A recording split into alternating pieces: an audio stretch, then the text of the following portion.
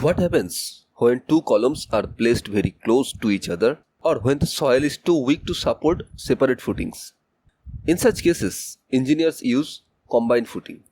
And in today's video, you will learn how to calculate its volume in a very simple way. In the previous video, we learned about isolated footing and how to calculate its volume. Now let's move one step ahead and understand combined footing. A combined footing is a type of foundation that supports two or more columns together and spreads their load over a larger area of soil.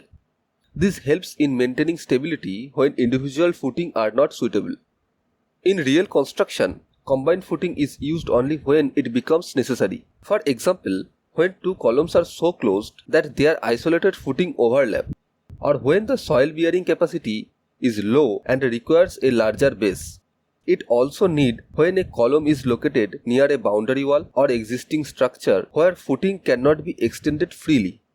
There are mainly two types of combined footing. The first one is rectangular combined footing, which is used when both columns carry equal loads and the shape remains symmetrical. The second one is trapezoidal combined footing, which is used when the loads are unequal. So, the shape is adjusted to maintain uniform soil pressure.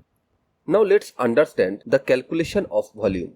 For a rectangular combined footing, the volume is equal to length into breadth into height. Suppose the length is 8 meter, the breadth is 2.5 meter and the height is 0.25 meter.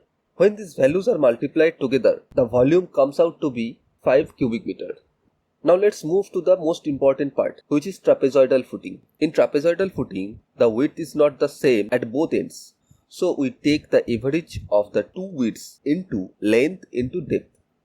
Let's take an example where the length is 6 meter, one side width 2 meter, other side width is 4 meter and the depth is 0.25 meter.